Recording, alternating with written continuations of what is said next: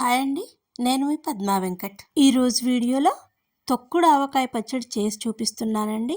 మామిడికాయలతో మనం రకరకాల నిల్వ పచ్చళ్ళు, ముక్కల పచ్చడి, మాగాయ, ఆవకాయ, బెల్లం ఆవకాయ, ఇలా రకరకాల పచ్చళ్ళు పెడుతూ ఉంటాం కదా. అలాంటి వాటిలో ఒకటే ఈ తొక్కుడు ఆవకాయ పచ్చడి అన్నమాట. మరి ఇది ఎలా ప్రిపేర్ చేయాలో చూద్దాం.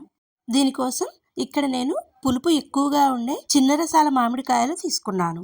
ముందుగా వీటిని శుభ్రంగా కడిగి తడి లేకుండా తుడుచుకుని ఇలా టెంకతో సహా ముక్కలుగా కట్ చేసుకుని పెట్టుకోవాలి.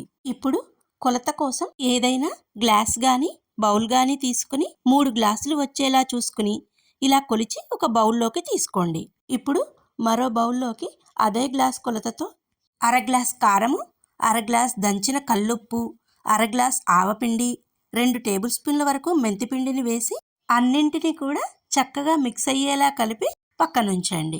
అలాగే ఒక పెద్ద సైజు వెల్లుల్లిపాయను కూడా నీట్గా పొట్టు ఒలిచి పెట్టుకోండి.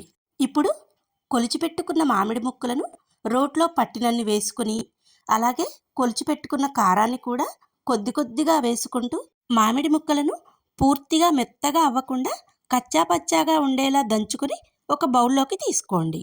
తినేటప్పుడు ముక్కలు నోటికి పుల్ల పుల్లగా తగులుతూ చాలా బాగుంటుంది ఈ చట్నీ.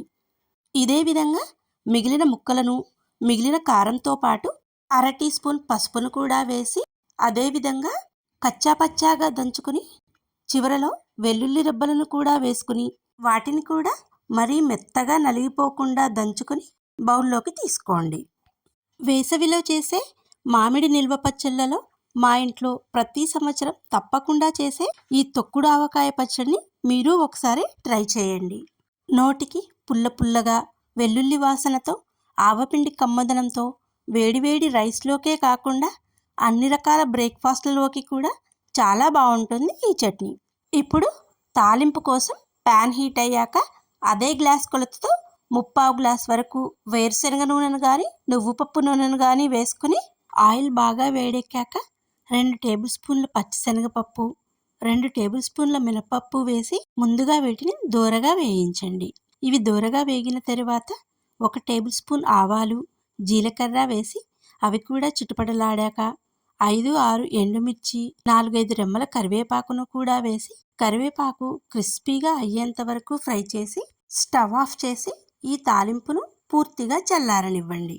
తాలింపు అంతా పూర్తిగా చల్లారిన తరువాత దంచిపెట్టిన పచ్చడిలో వేసి తాలింపు అంతా చక్కగా కలిసేలా కలిపి మూత పెట్టి 2 రోజుల వరకు కదపకుండా ఉంచండి. 3వ రోజుకు చట్నీ చక్కగా మగ్గి ఆయిల్ పైకి తేలుతుంది. 3వ రోజు మళ్ళీ ఒకసారి చట్నీని కలిపి గ్లాస్ జార్లో కానీ జాడీలో కానీ స్టోర్ చేసి పెట్టుకోండి. ఇదే టైంలో మనం తీసుకునే మామిడికాయ పులుపును బట్టి ఒకసారి ఉప్పు కారాలు చెక్ చేసుకుని తక్కువగా అనిపిస్తే మీ రుచికి తగ్గట్టు అడ్జస్ట్ చేసుకుని వేసుకోండి. అంతేనండి, కమ్మటి తొక్కుడు ఆవకాయ పచ్చడి రెడీ అయిపోయింది. ఈ చట్నీ సంవత్సరం పాటు నిల్వ ఉంటుంది. మరి మీరు కూడా ఈ వేసవిలో ఈ తొక్కుడు ఆవకాయ చట్నీని తప్పకుండా ట్రై చేయండి. నిల్వ ఉండే కొద్దీ ఈ పచ్చడి రుచి అద్భుతంగా ఉంటుంది. Thank you for your valuable time for watching this video. Eat healthy and stay healthy.